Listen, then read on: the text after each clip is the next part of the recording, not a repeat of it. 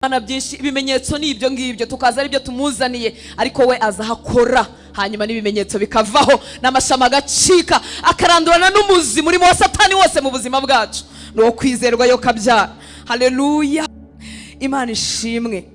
Haleluya, tugandukira Imana, twemere kugengwa n'Imana. Nuko rero nimwemere kugengwa n'Imana, ariko murwanye Satani nawe azabahunga. Haleluya, dutahana ineza y'Imana, twizeye imirimo y'Imana no gutegereza gukora kw'Imana n'ibitangaza twasabye Imana.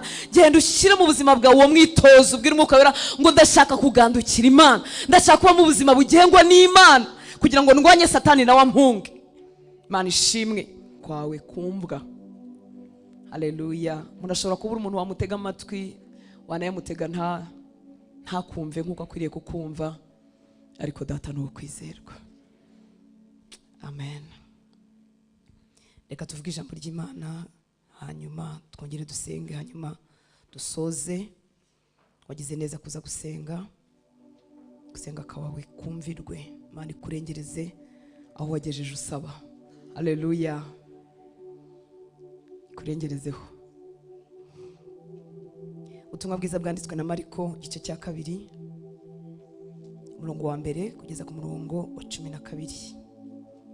Mariko 2 turahera ku murongo wa 1. Muribuka ku munsi w'ejo twasomye muri Mariko igice cya 1 uherangira ngo ku murongo 21 niba nibuka neza. Biriya byakozwe uko Yesu yagiye mu rugo rwo kwa Petero na Andereya, uko yakijije nyirabukwe, nuko yakijije abarwayi benshi bo muri uwo mudugudu. Haleluya, byari byabereye ahitwa Kaperinawumu. Hanyuma ahangaha rero nanone ngo hahise iminsi asubira i Kaperinawumu. Ngo nuko hahise iminsi asubira i Kaperinawumu, bimenyekana yuko Yesu ari mu nzu. Haleluya, kidutera gusenga nuko hari ibice by'ubuzima bwacu by'abacu byinshi biba bitaramenyekana rwose ko Yesu yabigezemo, bigisa nkuko byasaga cyangwa se byarushijeho no kumera nabi, ariko igituma dusenga nuko twizeye ko Yesu nabyo yabigeramo. Haleluya, mwibuke ko igikomeza umuntu muri uru rugendo, igikomeza umuntu si amakuru ya Petero. Petero yagenze hejuru y'amazi, yes, ni byiza, Yesu yaramuhamagara agenda byakwigisha, ariko Yesu abakoresha ibyo ijambo ry'Imana cyangwa Mwuka Wera abakoresha ibyo usoma kugira ngo noneho byubakike mu buzima bwawe, bihinduke ibyawe. Ibyo nibyo bikomeza umuntu mu rugendo, abantu bagasitaraho bagakomeza urugendo kuko afite ibintu aziranyeho n'Imana ye ku giti cye. Sibyo nshuti z'Imana? Haleluya, reka tureke kurangara. Bari abantu bari inyuma ni mu bihorere kandi nabo bagize neza bakurikira. Yesu ashimwe. Amen. Imana ikoresha ibyo byose, Mwuka Wera akorera muri ibyo byose, akorera muri ibyo byose mu ijambo ry'Imana ryanditswe, mu ijambo ry'Imana wahishuriwe, mu ndirimbo abaramyi, mu bavuga butumwa batandukanye, ashaka ibintu by'umwihariko byawe nawe mwembi, bitari mu ndi muntu hagati yanyu. Haleluya, ibyo nibyo bizakomeza ubuzima bw'umwizera, nibyo bizakomeza ubuzima bw'umukristo, kuko azaba yiziraniye n'Imana ku giti cye. Iyo ibyo bintu bitabaye, abagukomereje mu mwami n'ibigukomereza iyo byigiye hirya, cyangwa iyo bacogoye, cyangwa iyo baguye, cyangwa iyo babuze, cyangwa iyo wimutse ukajyanwa kure yabo, nawe urazima. Rero Mwuka Wera arifuza gukora, kwiremera ibintu uziranyeho n'Imana yawe. Haleluya, bimwe mu by'Imana ikora, hari guhishurirwa ijambo ry'Imana, hari guhishurirwa Kristo, ariko hari n'imirimo y'ibitangaza n'ibimenyetso Imana ikora mu buzima bwacu. Ukavuga uti ibi bintu nta mwene wacu ari kubinkorera, kwa muganga byari byaranze, ibi bintu umugabo unkunda ntiyari kubimpa, umugore wanjye ntiyari kubimpa, abavandimwe ntibari kubishobora. Yesu agasiga ikimenyetso kidasibangana mu mutima wawe akoresheje ibitangaza n'ibimenyetso. Haleluya, gituma dusenga rero nibyo dushaka, ibyo dushaka ni Imana badatondekera ku murongo ngo bavuge ngo rero ngo havuyeho rimwe harakukiraho 2 3 nuko bigenda habanza ikigakurikira. Ni Imana y'ibitangaza. Igitangaza ni ikintu qui sort de l'ordinaire, ni ikintu kiva mu bintu bitamenyerewe, ni ikintu kidasanzwe. Haleluya, dukunda kwiga ijambo ry'Imana, twifuza kuba bigishwa ba Kristo, ariko iminsi yo gusenga turashaka ibirenze ibyo. turashaka ibirenze gufata Bibiliya mu mutwe, turashaka ibirenze kugira umuco wo gusoma ijambo ry'Imana, turashaka ibirenze ko wabyuka mu gitondo ugakora devotion yawe ugasenga, turashaka ibirenze ibyo, turashaka Imana y'ibitangaza. Haleluya. Turashaka Yesu mu buzima bwacu, turashaka dukorera ibintu tutabasha, turashaka kumuzanira ibyaturuhije, turashaka kutabaho twigirisha kandi arabikora yo kabyara. Nicyo kimuranga, nuko yabaye kuva ku ntangiro, kuva yatwimenyekanisha nuko abigenza, yabikoreye abera batubanjirije, aracyabikora mu gihe cyacu. Si wowe azasimbuka cyangwa ukanyemerera ukamurangamira wenyine. Haleluya. Ngo benshi batiranira aho buzura inzu, barenga no mu muryango, nuko ababwira ijambo ry'Imana, ababwira ijambo ry'Imana Yesu yo kabyara. Ngo haza abantu 4 bahetse ikirema. Hari umuntu ukunda aba bantu ngo ariko babuze uko bakimwegereza, kuko abantu bahuzuye, basambura hejuru y'inzu aharinganiye naho ari, bamaze kuhapfumura bamanuriramo ingobyi ihetswemo icyo kirema. Uyu munsi ntabwo tuvuga ikirema, tuvuga umuntu ubana n'ubumuga, ariko Bibiliya ni Ikinyarwanda cya kera, ubwo nibakosora nuko bizaba bimeze. Ngo ariko babuze uko bamumwegereza, tuvuga mu Kinyarwanda cy'ubu. Haleluya. Kuko ni umuntu, si ikintu, nubwo yaba ari umuntu w'igice ugarukira nkaha, burya bari umuntu. Haleluya. Ngo ariko babuze uko bamumwegereza, kuko abantu bahuzuye. Mana ishimwe ko uyu munsi Yesu ari ahantu hose kubw'umwuka wera, ntabwo ari kuri kano gatuti. Haleluya. Icyo gihe mwuka wera tutaramuhabwa nk'itorero, byasabaga ko Yesu tumukoraho cyangwa yohereza ijambo nkuko yagenjereje wa mukuru w'abasirikare, ariko uyu munsi siko bimeze. Haleluya. Ngo ariko babuze uko bamumwegereza, kuko abantu bahuzuye, basambura hejuru y'inzu aharinganiye naho Yesu yarari, bamaze kuhapfumura bamanuriramo ingobyi ihetswemo uwo muntu waremaye. Yesu abonye kwizera kwabo, abwira umugaye ati, mwana wanjye, ibyaha byawe urabibabariwe. Haleluya. Ahera hari umuzi atandukanye natwe, arusha abaganga kumenya. Abaganga bashobora kubona ibimenyetso kuvuga ngo byaba ari iyi ndwara, ariko Yesu ahera aharwaye, ahera ku isoko, ku muzi w'ikibazo. Haleluya. Twebwe kuko tuba tutabizi, twaje kugira ngo dukemurire udusentome, ibimenyetso ni ukurara udasinziriye, ibimenyetso ni ukunywa inzoga, ibimenyetso ni ubusambanyi, ibimenyetso ni urukundo rw'iby'isi rukubana byinshi, ibimenyetso ni ibyo ngibyo, tukaza ari byo tumuzaniye, ariko we azahakora, hanyuma n'ibimenyetso bikavaho, n'amashami agacika, akarandurana n'umuzi murimo wa Satani wose mu buzima bwacu. Ni uwo kwizerwa yo kabyara. Haleluya. Ubundi ubonye umuntu waremaye bamanurira mu gisenge, ikintu cya mbere waheraho ni ukumukiza amaguru, niba ari yamugaye. Ngo ariko Yesu abonye kwizera kwabo, abwira uremaye ati, mwana wanjye, ibyaha byawe urabibabariwe. Tahana imbabazi z'Imana uyu munsi. Wowe ibyaha bibabaza, ukunda Yesu ariko nta mbaraga ufite, ukunda Yesu wifuza gukora ibyo gukiranuka, ariko ibyo ugambirira si byo ukora. Uyu munsi utahana imbabazi z'Imana n'imbaraga zigushoboza gukora ibyo Yesu akunda, ukagira imbaraga zikunda ibyo akunda, ukagira imbaraga zihunga ibyo yanga. Haleluya. Iyo umuntu agitangira urugendo mu gakiza, abatabasha kwihanganira yakirutangira, cyangwa se iyo yagwingiyemo samuhawe, abatabasha kwihanganira bakora ibyaha, hagarara nk'umucamanza. Ariko uko tugenda twegerana na Yesu, tugasobanukirwa imbabazi ze n'ubuntu yatugiriye, agenda duha ku maso ye n'umutima we, ukamenya ko habaho ububata bw'icyaha, habaho ububata. Umuntu atabukunda, umuntu agasambana ameze nk'igikoresho, umuntu agategekwa addiction y'inzoga cyangwa pornography, ikamuhindukiza umutwe ku ngufu, akayireba, kwikinisha bikagonda intoki ze atabishaka, ariko nicyo cyazanye Yesu. Haleluya. Ntukibwire ko ariko bizahora. Yesu abohora imbohe, Yesu abohora imbata, nta bubata na bumwe ataca, nta migozi n'imwe ataca, nicyo cyamuzanye. Haleluya. Kuko idini ridusaba gutunganya iby'inyuma, ukagera igihe ukihana ku bantu, ukababwira, wagera igihe ukabura umuntu wahinguka imbere, ukavuga uti ubu ndongera mbivuge, sinongera mubwire ko nongeye. Ariko Yesu, haleluya, Yesu abohora ababoshye. Wabohoka, wabaho mu buzima nawe wishimiye. Haleluya. Abonye kwizera kwabo abwira ikirema ati mwana wanjye ibyaha byawe urabibabariwe. Ariko hariho abanditsi, abandi bakunda hariho abanditsi bamwe bicayemo babandi bikundira gahunda ibintu bigende ku murongo nkuko bisanzwe, bijye ku murongo nta bintu byo kutuvangira. Ariko hariho abanditsi bamwe bicayemo biburanya mu mitima yabo bati niki gitumye uyavuga atyo, arigereranyije, ntibari bamuzi ishenge kandi ngo bari abanditsi, imizingo ya Mose bayifite. Arigereranyije ati ninde ushobora kubabarira ibyaha uretse Imana yonyine. Yesu ni mwiza. Ubuzi ko azi ibintu turimo tuvuga mu mitima yacu. Mutima wawe urimo uravuga iki? Atabyo bitangaza. Igihe twasengeye aya na yakangahe, igihe twandikiye ntago bimutera ubwoba, hagakangwa no gushidikanya kwacu, kandi umuntu wese agira iminsi yo gushidikanya. Agira iminsi yo gushidikanya, agira n'iminsi Imana iyo yigeze yamubwiye nk'ibintu bikomeye. Abantu bafite amasezerano Imana yabwiye ngo nzagukomeza, nzaguhindura umuntu ukomeye, uzaba iki n'iki. Muranabizi ko tuvuga ko umuntu waciye mu bintu bigoye Imana ibimutegura kuzaba ukomeye, ariko habaho iminsi ubwira Imana uti ibyo gukomera byihorere ariko ureke mbeho. Haleluya.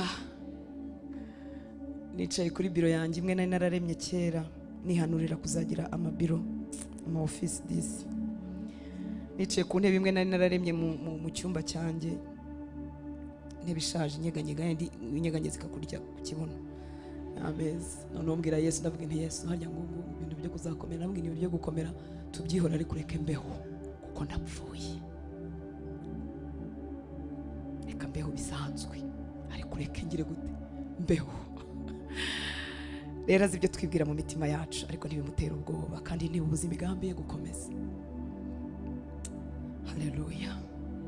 Yindeka nkiberaho icyo gihe haraho ntago nari kuhamagaza ndimo kugukomeza. Imana ishimwe kuko imigambi yayo kuri twebwe ni myiza. Hariho abanditsi bamwe bicayemo biburanya mu mitima yabo bati niki gitumye yavuga atyo, arigereranyije, ninde ushobora kubabarira ibyaha uretse Imana yonyine. Uwo mwanya Yesu amenya umutima we yuko biburanya batyo mu mitima yabo. Arababaza ati niki gitumye mwiburanya mutyo mu mitima yanyu? Icyoroshye ni ikihe? Byose arabishobora. Abasha gukiza ibyaha, agakiza n'imvune zo ku mubiri, agakiza n'ibiguteye isoni n'ikimwara, agakiza ikibembe. Ngo icyoroshye ni ikihe? Ari ukubwira uyu muntu umugaye ntibyaha byawe urabibabariwe, cyangwa ari ukumubwira ntibyuka wikorera ingobyi yawe utahe. Ariko nimumenye yuko umwana w'umuntu afite ubutware mu isi bwo kubabarira abantu ibyaha. Nuko abwira uwo waremaye ati ndagutegetse byuka wikorera ingobyi yawe utahe. Haleluya. Ubumuga bwacu busigare hano uyu mugoroba, ibyaha byacu bisigare hano uyu mugoroba, intege nke zacu zisigare hano, imigozi yacu sigare ku birenge bya Yesu, ibyatuboshye igihe kirekire bisigare ku birenge bya Yesu. Ntabwo yazanywe no gukora ku gace kamwe. Yashobora kumubarira ibyaha akamubwira ati humura tuzabana mu ijuru, ariko agasubirayo bakimutwaye ku ngobyi. Ngo ariko nimumenye yuko umwana w'umuntu afite ubutware mu isi bwo kubabarira abantu ibyaha. Nuko abwira uwo waremaye ati ndagutegetse byuka wikorera ingobyi yawe utahe. Arabyuka yikorera ingobyi ye. Uwo mwanya asohokera imbere yabo, nuko bose baratangara bahimbaza Imana, baravugana bati bene ibi ntabwo twigeze kubibona. Haleluya. Kuki dusoma aya magambo? No kugira ngo kwizera kwacu kongere kubyuke, kongere gukanguke, wongere wizere Imana turimo dusenga, wongere wizere Imana turimo dushaka. Amen. Hanyuma reka ngushyirireho kutahana, hanyuma dusenge.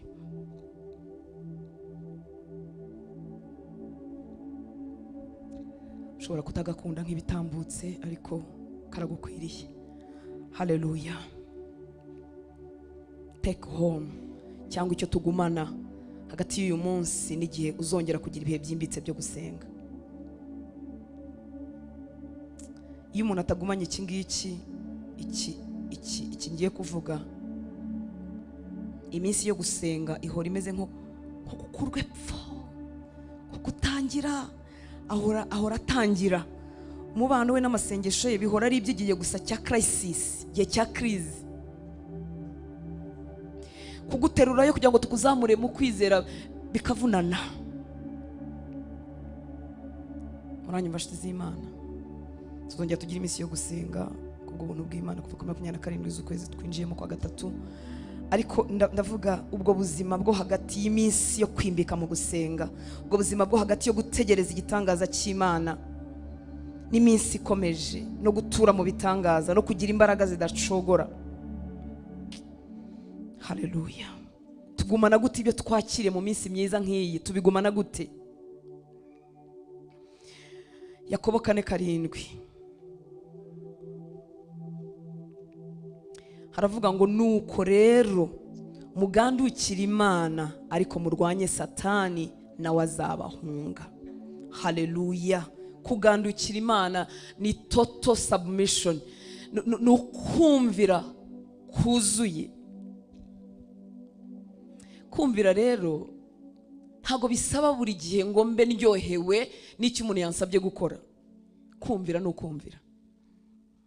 Haleluya. Nukuganduka byuzuye.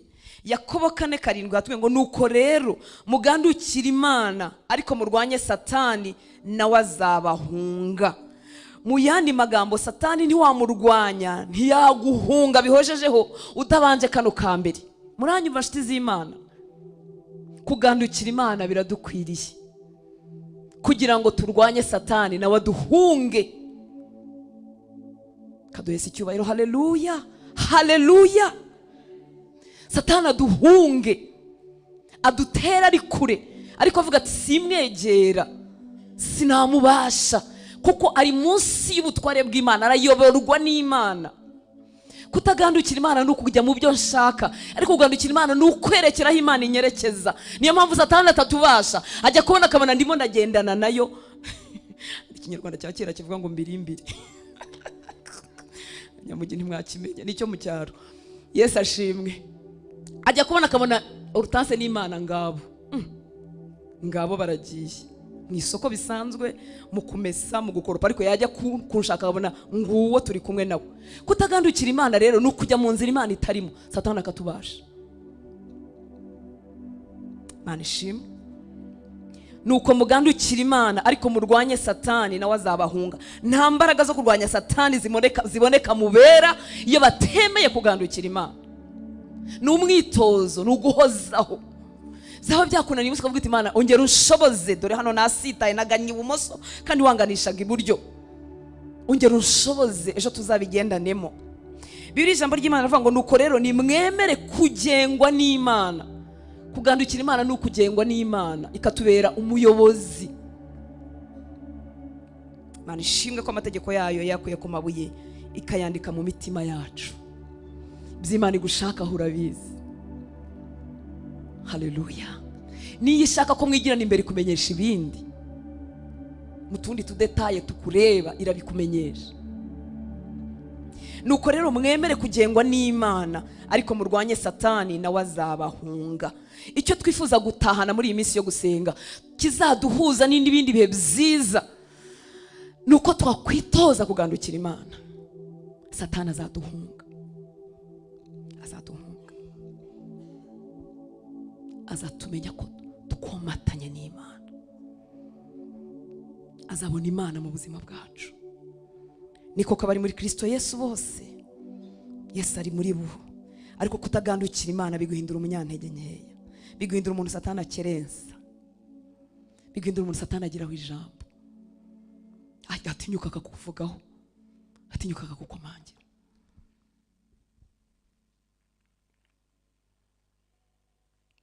Nkavuga kano kantu ariko nikaba ko kwiyemera, ariko nta nicyo kaba gatwaye kana kwiyemeyeho. Twasengeraga umwana wari ufite amadayimoni, none twiyemeza kumujyana iwacu. Si ubwa mbere mbibabwiye abo tubana kenshi. None tugiye kujyana abadayimoni bamuvugira bavuga ngo iwawe turahanga ngo hagoswe n'amaraso n'ibiraso bya cya kigabo. Ndavuga ni dayimoni umpaye amakuru. Ni koko tuba tuzi ko hagoswe, ariko hari ukuntu ngira ngo byibagirwa ukajya ubimenyera. Imana ishimwe.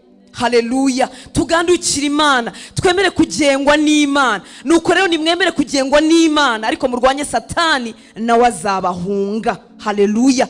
Dutahana ineza y'Imana, twizeye imirimo y'Imana no gutegereza gukora kw'Imana n'ibitangaza twasabye Imana. Genda ushyire mu buzima bwawe uwo mwitozo, ubwire Umwuka Wera ngo ndashaka kugandukira Imana, ndashaka kuba mu buzima bugengwa n'Imana kugira ngo ndwanye Satani nawe ampunge.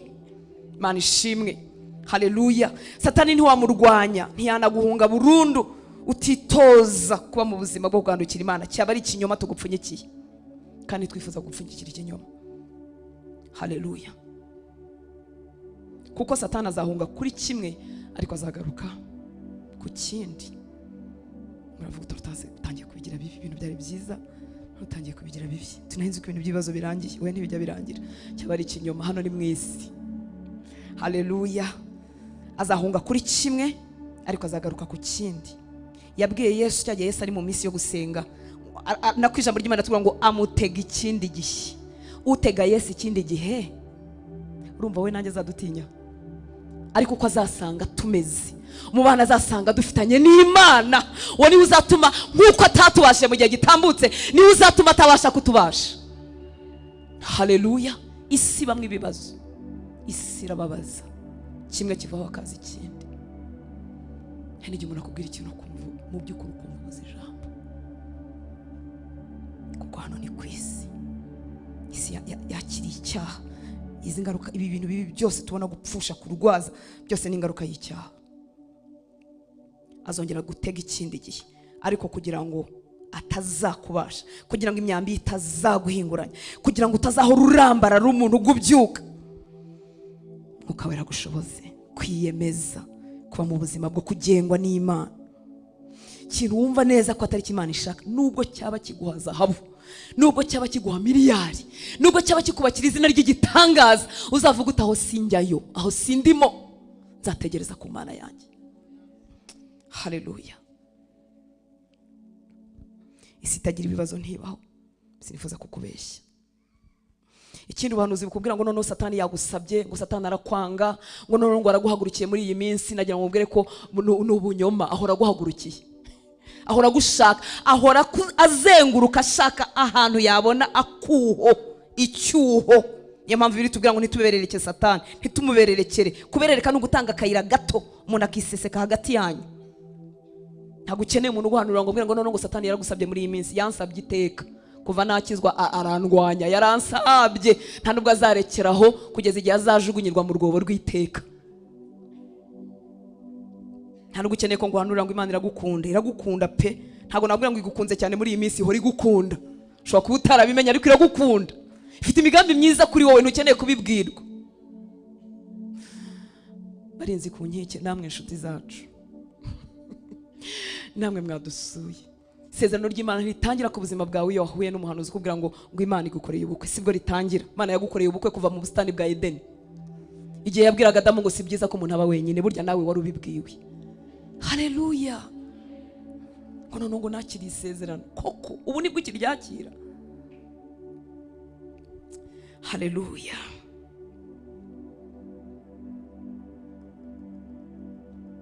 Mu rwandiko rwa mbere rwa Petero 5:8 kugeza ku 9 haravuga ngo mwirinde ibisindisha, mube maso, kuko umurezi wanyu Satani azerera nk'intare yivuga ashaka uwaconshomera. Arazerera, yohereza ingabo, hari izigenda iwanyu, hari izinzenguruka, kandi ibyo simbivuga kugira ngo ugire ubwoba. Niko biri. Badayimoni aracacana, arazenguruka. Ni intumwa za Satani n'abakozi ba Satani baracacana, bategereje kuzabona icyuho mu buzima bwawe. Ariko nanone ingabo ziturinda ni nyinshi kubarusha, zifite imbaraga kubarusha. Uri muri twebwe arakomeye cyane kuruta uri mu isi. Haleluya. Dufite ingabo ziturinda zitaboneshwa amaso. Hari igihe kimwe Imana ifungura amaso ku muntu ho gatoya, ukabona ingabo ziturinda nkuko yabikoreye Gehazi. Haleluya. Gehazi afite ubwoba ati ingabo, abasirikare bari ku mafarashi baduteye. Haleluya. Elisa akamubwira ati yaba waruzi izindi ngabo zicaye ku mafarashi y'umuriro zitaboneshwa amaso zitugose. Ya amuha akagifuti ho gatoya akora ku maso ye. Gehazi nawe arabibona. Amayishirirwa si yadukiza. Ntibyabujije Gehazi gushaka gukurikira wa mujenerali w'umusiriya ngo ajye kumusaba ibihembo. Hari igihe uvuga uti Imana ninkuba, Yesu nusanga mu cyumba noneho nkakubona. Gehazi yabonye ingabo z'umuriro ariko ntibyamubujije gukurikira generali w'umusiriya akajya kumusaba ibihembo. Ngo noneho ngo databuja ngo arantumye, ngo noneho ngo ya myenda wari wazanye ngo ukayisubiza, ngo noneho ngo arayishaka. Ayiwe, tekereza kubana na Elisa ugakomeza ukaba nka Gehazi. Niyo mpamvu ukeneye umubano wawe n'Imana. Si ikibazo cy'umukozi w'Imana usize cyangwa udasizwe, ni ikibazo cyawe n'Imana. Mwuka Wera arahari kugira ngo mwibanire, mwigirane umubano utarimo undi muntu hagati. Nzabibabwira kugeza igihe nzabera umukecuru. Mwuka Wera arahari kugira ngo mwibanire mwembi. Ntabwo ukeneye urutanse, ntabwo ukeneye muvuga ubutumwa w'igitangaza. Nicyo cyazanye Mwuka Wera. Yesu yavuze ngo ntazadusiga twenyine. Haleluya, ntazadusiga nk'imfubyi. Atwohereje umufasha wo kubana natwe, azatwigisha, azadusobanurira ibyo Yesu yasize atubwiye, azadutoza ibyo gukiranuka, azatubwira ibyo Imana ikunda, azatwubaka igicaniro cy'amasengesho mu mitima. Abarinzi bateranye batateranye, uzasabana n'Imana bikunde. Ntukeneye umuntu n'ibinyoma, n'ibinyoma byo kugira ngo mutugirire gutari kubundu. N'ibinyoma. Yesu araguhagije. Umukozi w'Imana iri imbere yawe ni kugira ngo agutoze ijambo ry'Imana, ni ukugira ngo akuyobore nk'uko nawe yayobowe n'abandi hambere, kuko ubu butumwa bwiza ni uruhererekane. Pawulo yabibwiye Timoteyo, arambwira ngo ibyo wanyumvanye imbere y'abagabo benshi uzabibwira abantu bo kwizerwa, bazashobora kubibwira abandi. Ibyo ndimo kukubwira hari undi nabyumvanye, nawe nutubera umumaro mu bwami uzabibwira abandi. Ariko ntabwo ari kugira ngo njye hagati yawe n'Imana ngire ntese, ko ntabwo ukiza n'igicurane.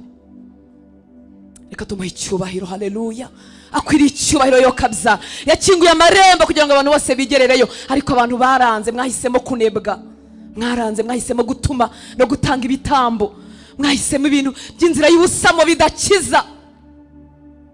Ntagakumva rukumanutse mu mazi no mu cyumba cyawe arakumva. Burya abantu bakwiriye kujya mu mazi no mu butayu n'abantu kwanza bafite abana babaderanja mu rugo, n'abantu bafite wenda inzu intoya, ariko ufite inzu y'ibyumba 5 ntushobora gufata kimwe ngo ugisengeremo.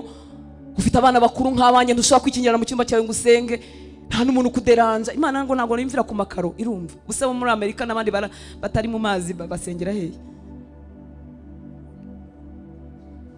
Mu butayu uzajyayo, ariko uzajyane n'Imana mu mutima wawe, ntuzayisanga ugezeyo, uzaba wajyanye nayo.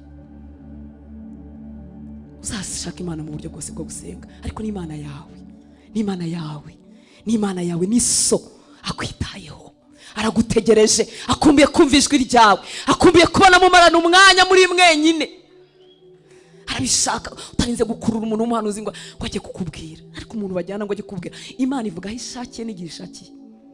Nahuye n'abahanuzi b'ukuri ndabakunda, hari nabo babwiye ibintu kera nkajya numva barasaze, bukeye biraba, barahari.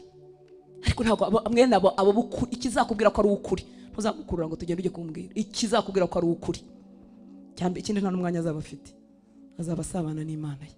Imana ni mugutuma azaza gushaka kubwire yongera agende, ntazirwa kubaza ngo byabindise ngo ko byaciyemo ngo ntumbwire. Nkubwira iki? Nkubwira iki ko yari intumwa?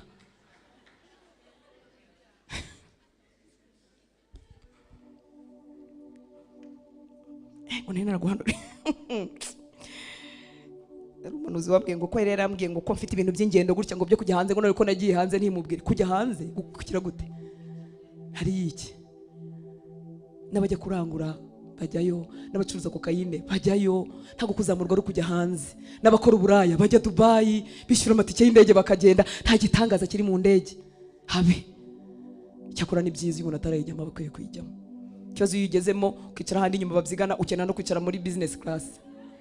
Ubwo uyu uhageze nawe ukenera gutunga iyawe. Iby'isi ntibyuzura, ntibihaza, ariko Yesu araduhagije.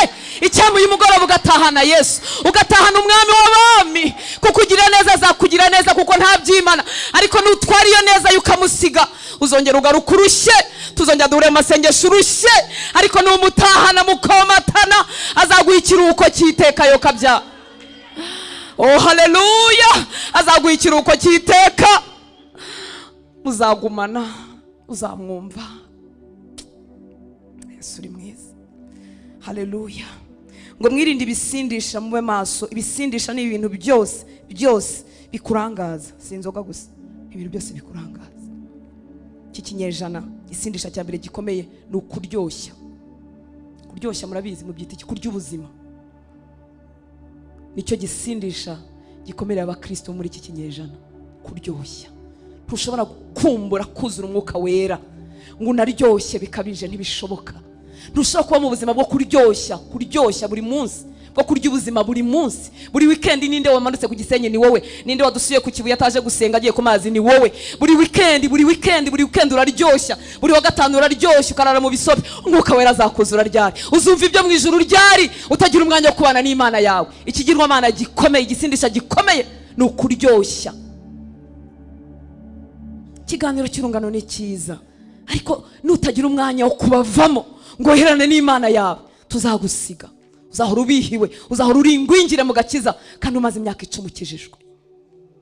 Uzahora mu biryoshya, bambaye uyu munsi n'amakanzu y'umutuku, uyu munsi n'ay'umukara, uyu munsi n'ay'umweru, uyu munsi. Tekereza byonyine kujya kuyagura ubwabyo biravunanye, biteye n'isereri.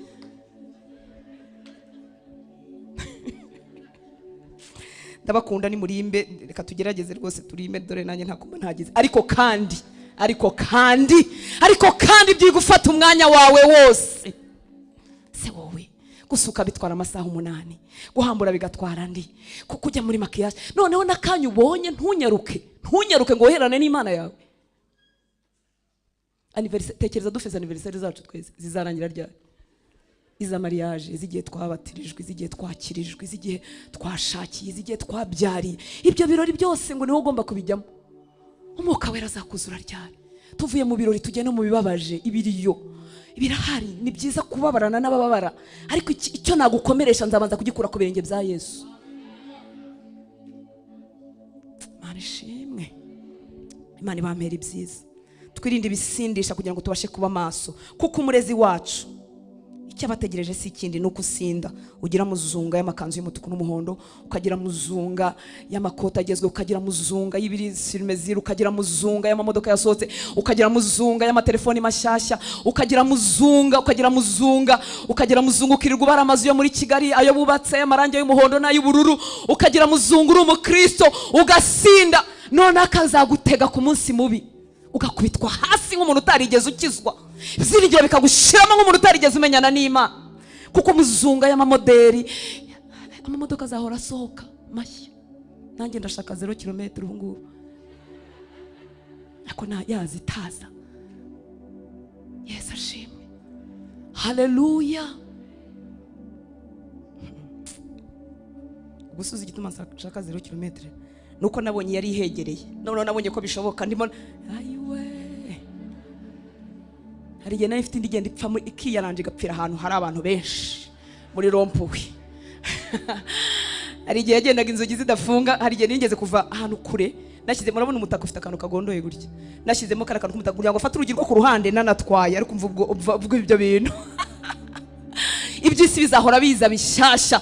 Nibyo bisindisha by'iki kinyejana, kugira ngo umwanzi azagutega umunsi mubi, umere nk'umuntu ukubiswe n'inkuba.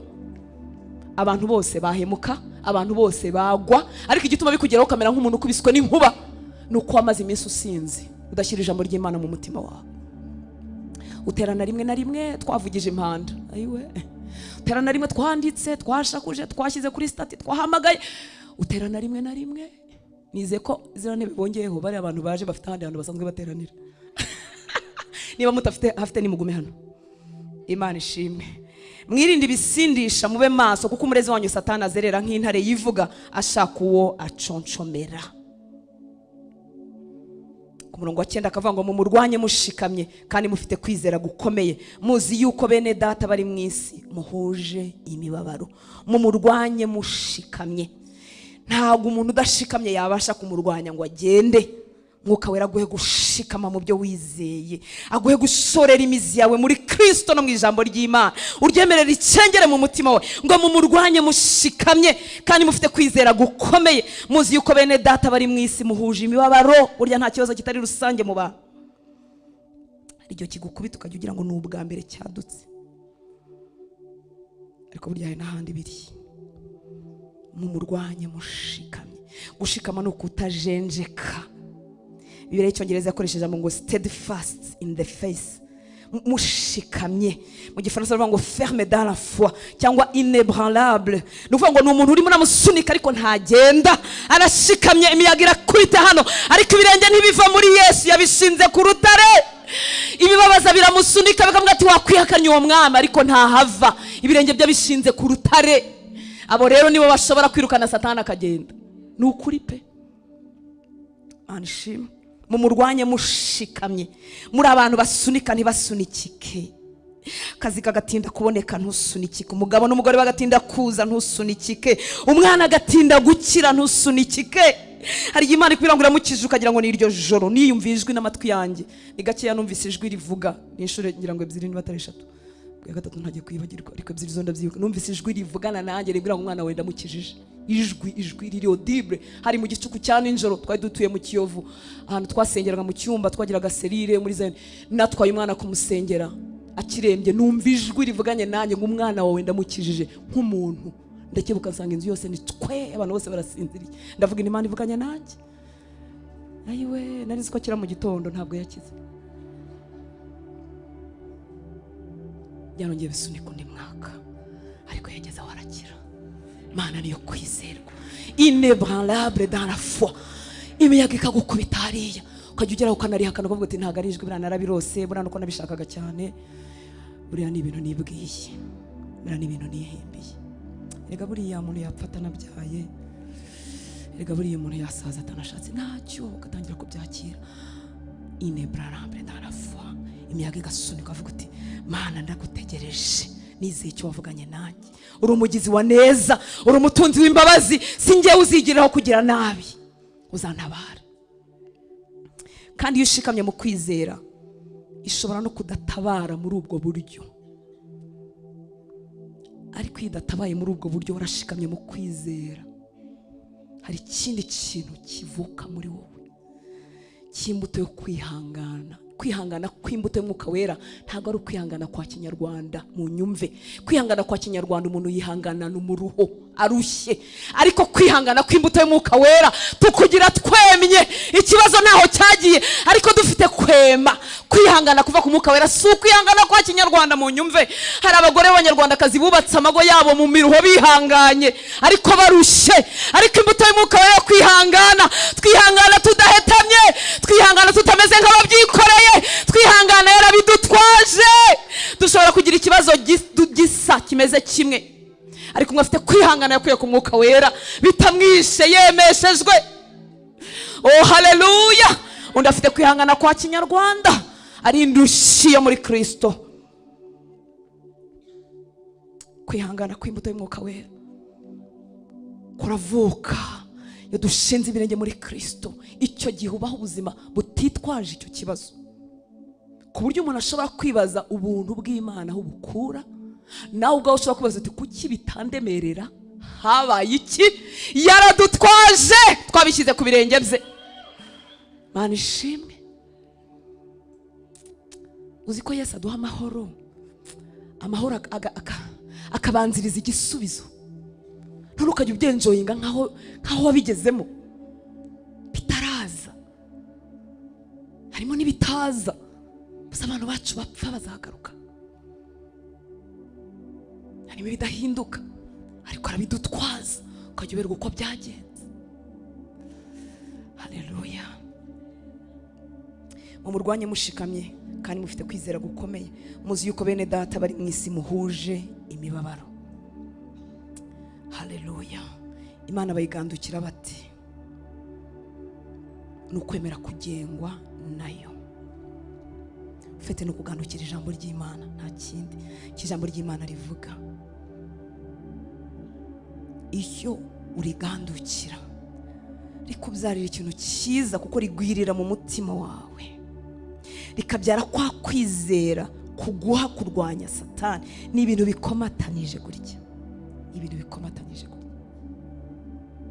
Kugandukira Imana ni ukumvira ijambo ry'Imana, uko ryumvira ryinjira mu buzima bwanjye, rikayobora ubuzima bwanjye bwa buri munsi, bwa buri munsi. Si ikintu nterura ku cyumweru ngiye mu materaniro, si ikintu nterura mu minsi yo gusenga, ryacengeranye nanjye, nta byemezo nkigira bitajyanye naryo. Icyano cyo mutima wawe nikizazima. Imana ibahe umugisha. Haleluya. Ntiwemere imitego ya Satani.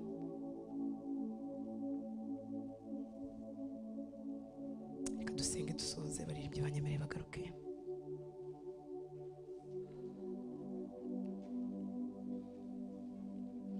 Matayo 4:8 kugeza kuri 11 aravuga ngo umwanzi arongera amujyana mu mpinga y'umusozi muremure cyane, amwereka ubwami bwose bwo mu isi n'ubwiza bwabwo. Amwereka iki? Ubwami bwose bwo mu isi n'ubwiza bwabwo.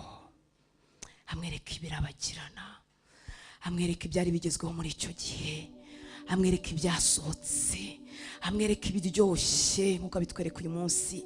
Burya kwereka amafoto y'abagutanze gushaka bigatuma wishingira ku musilamu, bigatuma wemera umugabo ugeze ku mugore wa kangahe. Amwereka ibiryoshye, akwereka uburyo watinze kugura imodoka, akakwereka uburyo ukwiriye inzu akabiryoshya, ku buryo ubura imbaraga zo gutegereza igihe cyawe, ku buryo ubura imbaraga zo gutegereza inzira z'Imana. Uko niko yabyeretse Yesu, ngo amwereka ubwami bwose bwo mu isi n'ubwiza bwabyo. Bituma ubu umukristo ariko ufite igitutu cy'ibintu by'isi, igitutu dukwiriye kubishaka ariko bitaduteye pressure, bitaduteye igitutu. Burya igihe uzumva igitutu cyabaye cyinshi, uzamenye ko ubusabane bwawe n'Imana hari ukuntu bwatokowe, hari ukuntu igicaniro cyawe cy'amasengesho cyatokowe. Igihe ibintu bizaba byanteje igitutu, umva ubuzima bwahagaze kuko nafite agakanzu gashyashya ko guhagarara imbere yanyu, nkumva igitutu, nkumva rwose natakaye, ubusabane bwanjye buzaba bwatokowe. Iyo ubusabane buhari uranyurwa, bihari ukanyurwa, bidahari ntibikubuza kubishaka, ntibikubuza kubisengera, ariko nta gitutu. Ikinyoma cya Satani gihora ari kimwe, uko yasanze Yesu wakamwereka ubwami bwose bwo mu isi n'ubwiza bwabwo. Uko niko yegera amatwi yawe akayereka uburyo wakererewe, uburyo ugowe, uburyo upfuye, uburyo Kigali yagusize. None amagambo y'Imana yaza ukabura aho yicara, ukabura aho afata, kuko igitutu cya Satani cyakuzuye. Iminsi yo gusenga ni iminsi yo kuvidura, ni iminsi yo kuvidura byerekeje mu matwi yacu bikatureshya. Icyo kiganiro nigitangira mu mutima wawe, Satani ujye uhita umusubiza nk'uko Yesu yamubwiye, kuko yanamubwiye ngo biriya byose, uwo ni Satani, waramubwiye ngo biriya byose ndabiguha nupfuka mukandamya, ndabifite mu nzira y'ubusa, ndabifite mu nzira yoroshye. Yesu aramubwira ati genda Satani, kuko handitswe ngo uramye Uwiteka Imana yawe, aba ariyo ukorera yonyine. Iyo ikibazo cyaduhagazemo kikabyiga Imana, nicyo tuba dupfukamiye. Buryo ubupfukamiye kuzashaka, upfukamiye inzu nshya, upfukamiye telefone nshya, upfukamiye iriya success rota. Wiriye kubishaka no kubisengera, ariko bitabyiga umwami wanjye, bitamubyiga. Genda Satani, kuko handitswe ngo uramye Uwiteka Imana yawe, aba ariyo ukorera yonyine. Umwanzi ahera ko aramureka, maze haza abamarayika baramukorera, bazagukorera, bazihutana ibyawe. Reka duhaguruke dusenge. Bazihutana amadosiye yawe. Imana ntago tuyizi. Imana ishobora kongorera izina ryawe ikarishyira mu mutima w'undi muntu, ikarishyira mu mutima w'undi muntu. Shira ubwoba, shira guhangayika. Imana ishobora kuzana dosiye yawe ikayishyira imbere y'abandi, ikayiha igikundiro kidasanzwe. Imana ishobora gukura umuntu kure ikamubwira izina rya Imana. Imana yayoboye uriya mugabo Esiteri ku rupapuro neza ruvuga ibya Moridekayi. Imana kandi ikabihuza neza n'igihe abayuda benda kwicwa. Imana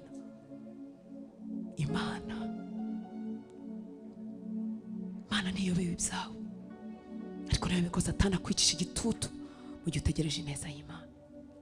Kuko Yesu natuzura mu buzima bwawe, icyo usaba Imana uzagihabwa, ariko umutego ukurikiraho nawe uzongera ukurambike nk'uko wahoze urambaraye. Tumwemerere, tumutegereze, twihangane. Gaburira umwuka wawe, ntiwemere ko wumagara, ntiwemere ko usonza, kugira ngo kuko nusonza uzakura amaso ku Mana, uzayahanga ikibazo kikwice, kikubuze ibitotsi, kikubuze kwenjoyinga muri waiting room. Muri waiting room umuntu yatarambiwe abasoma ibitabo ategereje, abasoma Bibiliya kuri telefone ategereje ko igihe cye kiri bugere. Ku cyumba cyo gutegererezamo uvuga uti umwanya wanjye uri bugere, anytime barangiraho, anytime ndahamagarwa imbere, anytime wa gatatu uraba wanjye wo gushima, anytime wa gatandatu wanjye uragera, anytime igihe cyanjye kiragera, anytime ubuzima bwanjye buratabarwa. Muri waiting room uhaba umeze neza, udakanuye amaso, uvuga uti mu kanya ni turu yanjye, byaba umwaka, byaba ukwezi, byaba icyumweru, byaba n'imyaka. Ariko naba mfite ibyo mugiyeho, naba nkorera Imana hagati aho, naba nezererwa umwami wanjye, naba mpimba indirimbo, naba mbika ijambo ry'Imana mu mutima wanjye, naba nkorera abera, naba nkoresha ubusore bwanjye neza, naba nkoresha ubukumi bwanjye neza, naba nubaka ubucuti bwanjye n'Imana, naba niyitayeho mu mwami, ntegereje ko umugabo w'umusinzi agaruka, naba niyitayeho, naba nsenga, naba ngaburira umwuka wanjye, naba mfata umubiri wanjye neza kugira ngo nazanagaruka azasanga iminkanya itarakwishe. Naba niyitaho mu mwuka, naba niyitaho mu mubiri, naba ntegereje Imana yanjye. Waiting room ubu ntiwemere kwiguhitana. Ntegereje kwangirira neza, ntegereje ko nkiza indwara, ntegereje ko amara ubukene, ntegereje ko mbesha mu nzu yanjye nta mupangayi. Naba nita kuyo nkodesha, naba ntera uturabo, naba nyifata neza, naba ndeka gushyiramo imisumari mu nzu y'abandi, naba nkora plani z'iyanjye, naba negeranye udufaranga duke twaba tudahari nk'abasenga. Mfite ibyo nakora muri waiting room kugira ngo amaso yanjye atava ku Mana.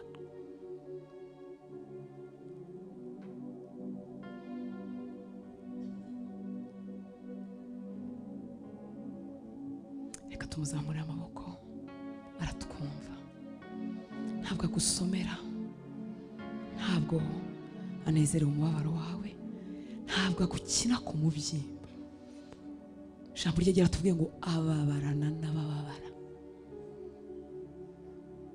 Niwe muntu uzi umubabaro wawe kuruta undi muntu wese wawubwiye.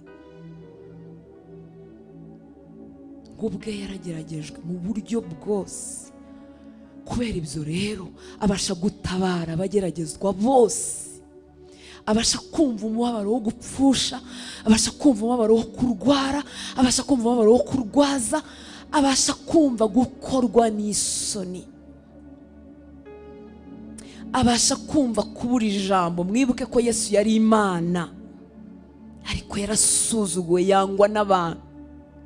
Abaje kumufata yaravuze ngo ninde mushaka, bose bagwa hasi, ariko arongera aroroha, niba ariko navuga, arabemerera baramufata. Azi rero kubura ijambo, arabizi, azi gukorwa n'isoni, azi gukorwa n'ikimwaro. Abavandimwe baramubwira ngo niba uri Imana genda, iki nicyo gihe cyo kujya Yerusalemu mu minsi mikuru kugira ngo abantu bakumenye. Azi ibyari byo kubura ijambo mu miryango y'iwanyu, azi ibyari byo kwibagirana, kuko nta kintu umara umeze nk'ingwiza murongo mu muryango. Yesu arabizi, azi kubyumva, azi guhinduka nk'umuswa, ukamera nk'aho wabaye umuswa, abantu bakakwita amazina, bakavuga ngo wagiye mu by'abarokore, wanze gushaka akazi, kandi wowe urabizi ko wakabuze. Niyo utakabuze waraje muri ibi by'imihamagaro tujyamo, isoni zacu nawe zamugeze. Abantu batubwira ati ko mwabuze ubwenge, mwabuze gucuruza, mwirwa musakuza, murabura gukora. Ariko azi guhamagarwa icyo ari cyo. Arabizi ko dusanze mu mirima twihingira, ducuruza, akaduhamagara tukitaba. Isoni zacu abasha kuzidutwaza. Nta mubabaro wawe n'umwe atumva, nta muruho wawe n'umwe atabasha kugutwaza, nta mvune atagukiza. Ari hano kugira ngo atugirire neza, ari hano kugira ngo adutabare, ari hano kugira ngo aturuhure, ari kumwe natwe, ari kumwe natwe.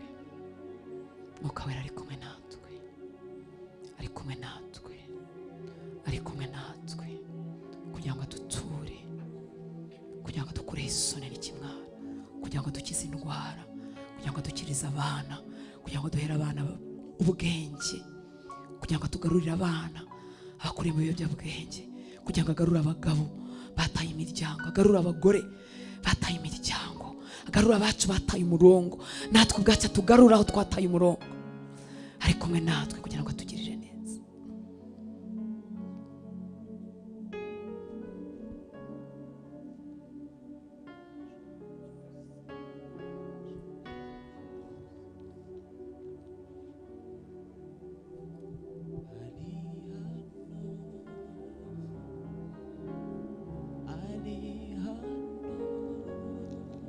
ubwira amagambo yawe yoroheje, vugana nawe, kingura umutima wawe, bivuge mu magambo yawe.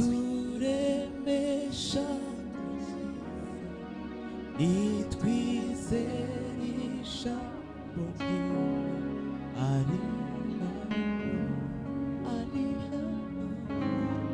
ari hano tumushimire umwami.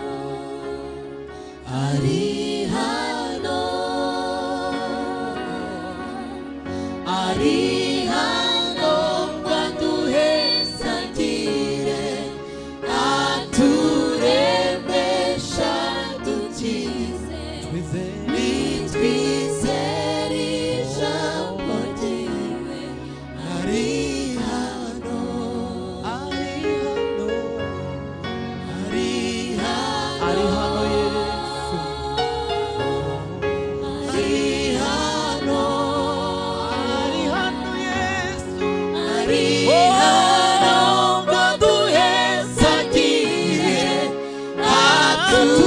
aturemesha dukize, nitwizere ijambo ryiwe. Ari hano,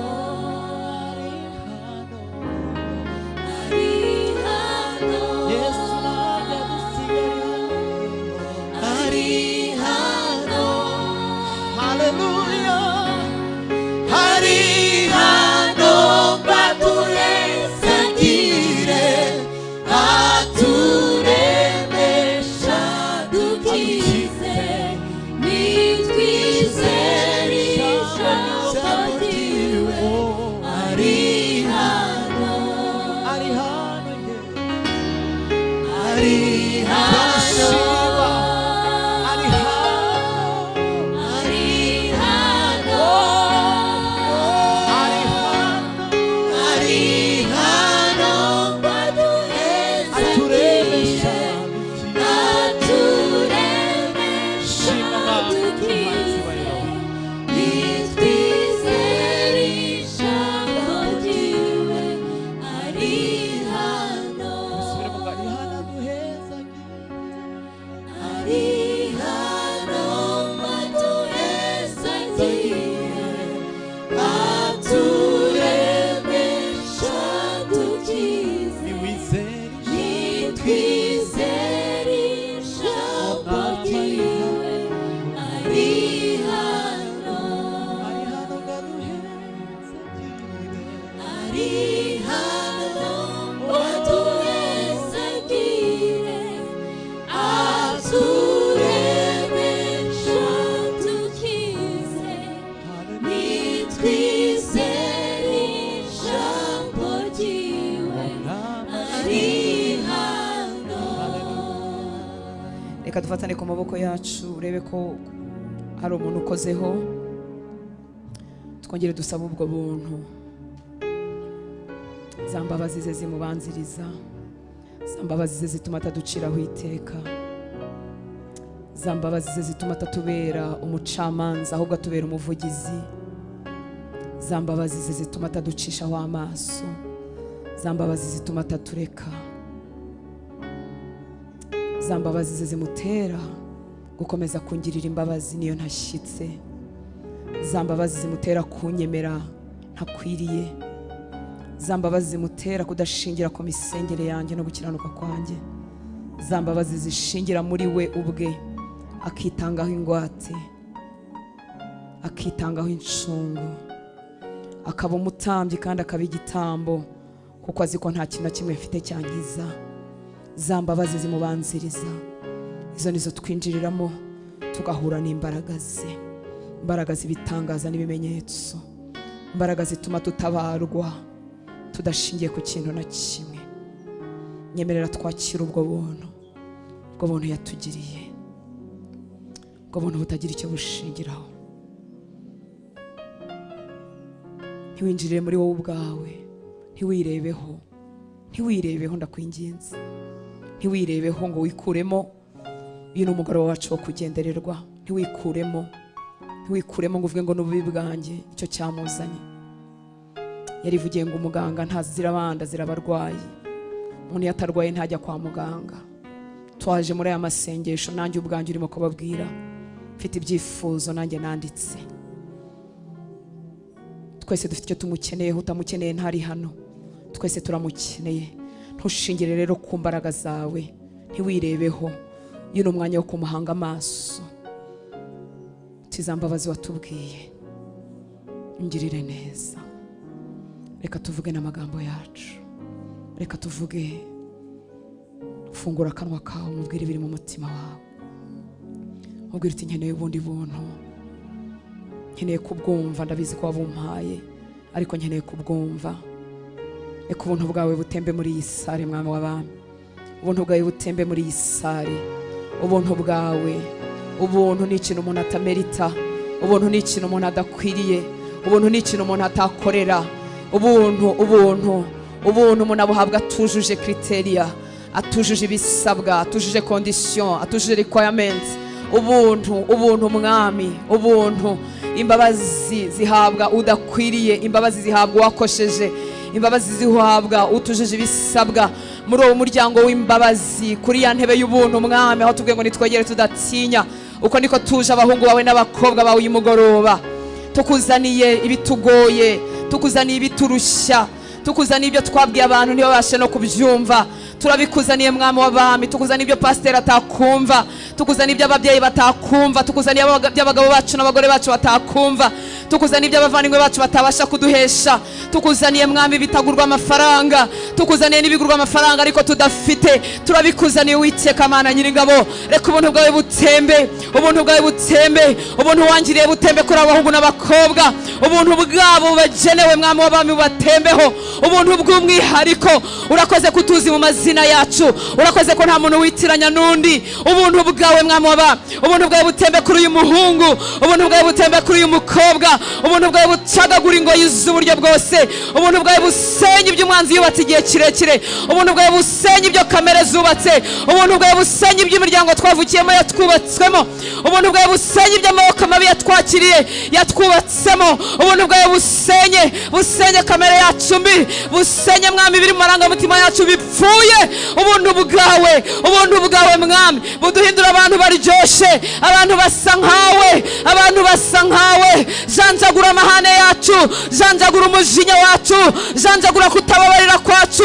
Menagura Uwiteka Mana Nyiringabo, menagura ubwibone bwo mu mitima yacu, menagura ikintu cyose kidasa nawe mwami w'abami, menagura urukundo rw'iby'isi. Utwiharire mwami w'abami, utwiharire. Ubuntu bwawe mwami w'abami, ubuntu bwawe nibudukureho ingeso twandujwe n'umubi, ubuntu bwawe nibudukureho kamera twanduriye mu miryango.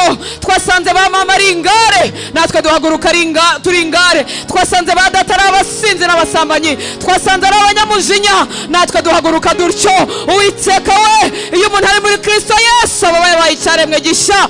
Reka uwo murimo wadufatiye, reka uwo murimo wadukoreye ku musaraba i Golgotha uyu munsi wambara umubiri, uyu munsi ube manifeste. Twarawakiriye mu mwuka ariko reka ube manifeste, reka ugaragazwe mu mubiri, reka ugaragazwe mu bugingo bwacu, reka bigaragare mu myuka yacu. Reka ibyo wadufatiye mwami, reka ibyo wadufatiye mwami uyu munsi bibe manifeste, bigaragazwa muri twebwe. Turakwizeye. Kora harwaye hacu tutazi ko harwaye, kora harwaye hacu tutazi ko harwaye. Kora ku ndwara z'umwuka, ukore ku ndwara z'umubiri, kora ku ndwara z'umwuka, kora ku ndwara z'umwuka z'abana bacu, kora ku ndwara z'umwuka z'abo twashakanye, kora ku burwayi bw'umwuka bw'abavandimwe bacu. Menagura igitwikirizo umwana Satani yabatwikirije kugira ngo bakomeze babagwingire mu gakiza, kugira ngo badahindukira ngo bakizwe. Ndamenagura icyo gitwikirizo mu izina rya Yesu, gituma bagwinjira, gituma bagira ikirenge kimwe muri wowe, ikindi mu by'isi bisanzwe. Reka ijya gitwikirizo kimenagurike mu izina rya Yesu. Bitekerezo byabo turabiguhaye, bitekerezo byacu turabikuka muri Kristo. Kora ku ndwara zo mu mubiri, kora ku ndwara zo mu mubiri.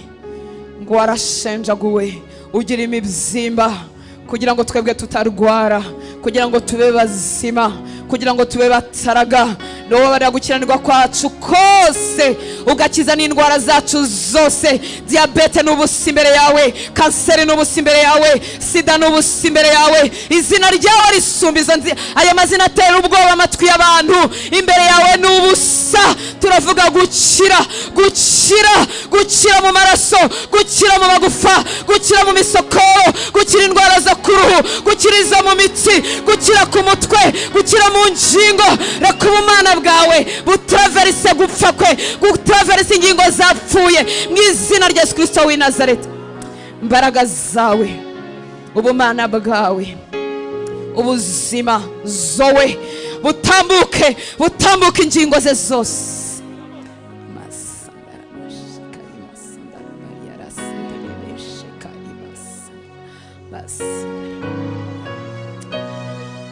Mugaruremwo ubusore mwami, kugira ngo ubusore bwe buguhimbaze.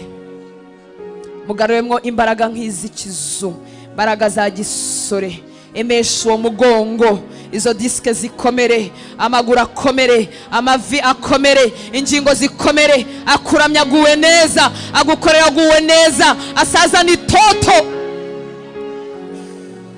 Kora kuri buri rugingo ruhetamye rwemeshwe uyu mugoroba, urugingo ruhetamye rwemeshwe. Kora ku bwonko, uzuza ubwenge mu bwonko, suka ubwenge, ubwenge, ubwenge, understanding, imitekerereze, gusobanukirwa, gusobanukirwa, gusobanukirwa. Ihutishe ubwonko bwasigaye inyuma.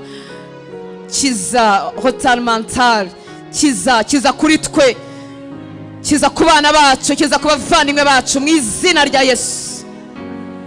Ubwenge bumanuke, ubwenge bumanuke, ubwenge bwawe, ubwenge bwawe bumanuke mu bahungu bacu, mu bakobwa bacu, mu bana bacu. Ubwenge bwawe bumanuke mu bavandimwe, aho umuntu avuga ukumva ameze nk'umwana mutoya kandi ari umuntu mukuru. Ubwenge bwawe, ubwenge mu bagabo, ubwenge mu bagore, ubwenge mu bana. Mugisha wawe womatane n'ubuzima bwacu mwana, mugisha wawe womatane n'ubuzima bwacu, mugisha wawe womatane n'ubuzima bwacu. Ngo duhe ubwenge burushaho bw'abigisha bacu. Ijambo ryawe rirajijura, ijambo ryawe ritumaramo ubuswa. Reka ubuswa bwose, gutsindwa kose kwimuka uyu mugoroba, mu izina rya Yesu. Twuzuza ubwenge bw'imigenzereze, twuzuza ubwenge muri sekiteri turimo, muri sekita dukoreramo. Twuzuza ubwenge, twuzuza ubwenge, twuzuza ubwenge, twuzuza ubwenge, twuzuza ubwenge bwawe mwana.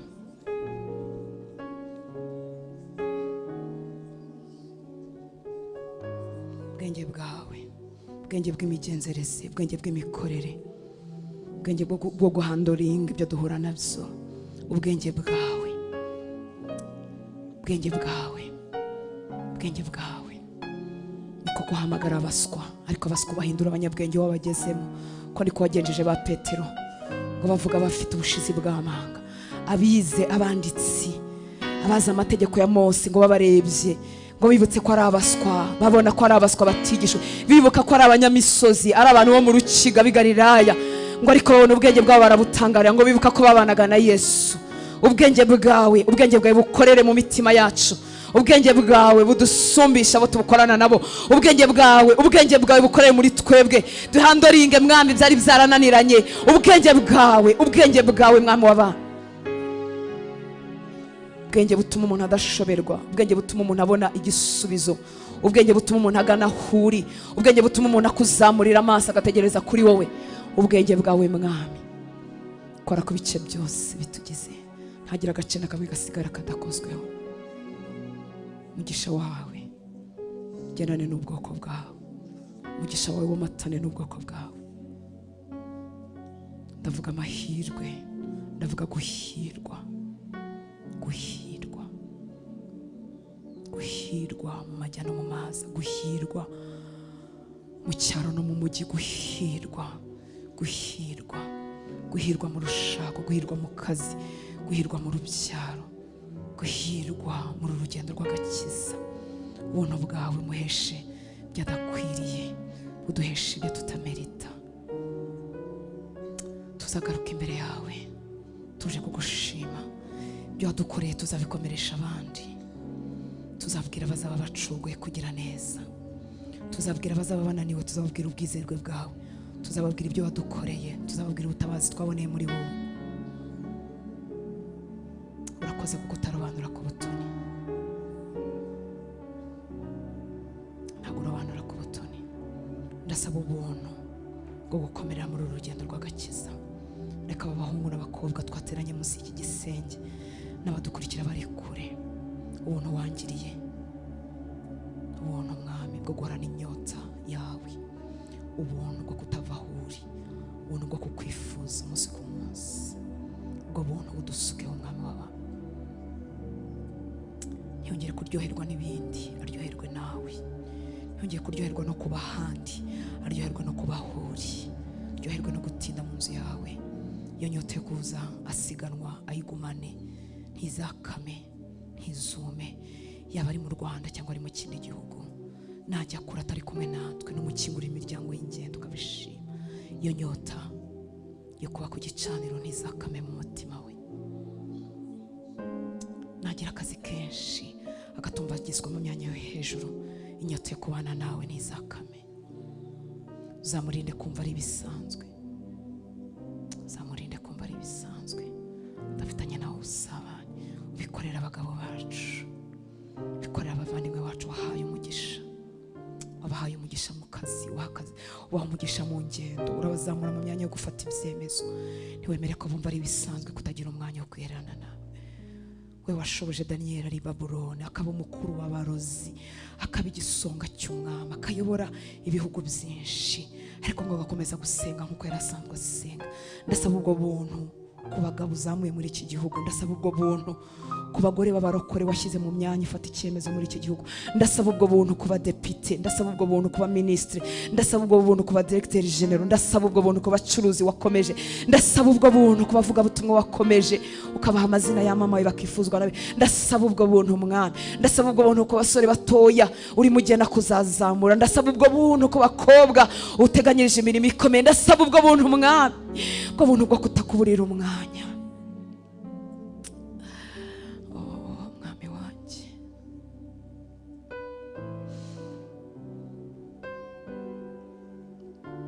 urakoze kuri uwo kwizerwa,